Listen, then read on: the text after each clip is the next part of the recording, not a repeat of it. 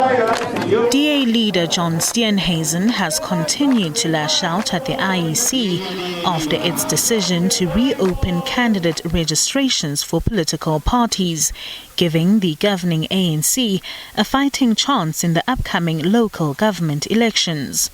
The party intends to launch its legal bid against the pronouncement, accusing the Commission of assisting the ANC towards electoral victory.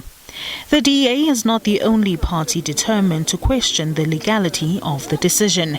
The IFP, which also failed to register in some municipalities in 2011, has also made its intent to head to the courts clear.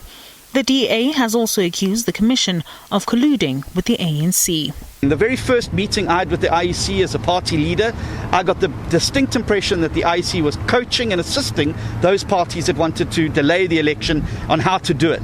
And we've seen that instead of doing the one job that they're told to do by the Constitution and legislation, which is to ensure we have free and fair elections within constitutional timeframes, they've spent the better part of this year trying to avoid having that election. The Concourt has now made it very, very clear that this election's going ahead. I think the IEC should be embarrassed, frankly, at the finding of the court, which we told them was going to happen. And I really don't understand why Mr. Glenn Mashinini and others are still continuing as it's business as usual. They should really be considering their options, given the huge credibility damage they've done to the Independent Electoral Commission. Now we've seen the court judgment, which is our reading of it very, very clear that you cannot reopen the candidate nominations. It was specifically rejected the EFF's prayers to do so in the order.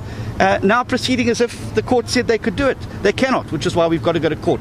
Why is the IEC giving the ANC a get-out-of-jail-free card that they weren't willing to give to the IFP or the NFP when they were in exactly the same situation? The party has erected the first election poster in the country outside the turf of the ANC in KZN, a move it says will force voters to make the right decision before they head to the polls. I want this election to be a debate around service delivery and who gets things done.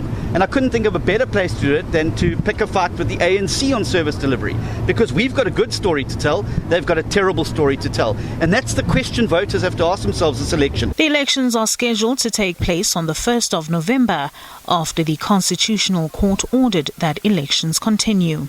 While some political parties have joined the DA in its quest for the reversal of the decision to reopen the candidate registration process, the ANC has meanwhile vowed that all disputes related to its candidate registration will be resolved in 3 days' time. Whether the courts will allow this remains to be seen. Zole Gakotashe in Johannesburg.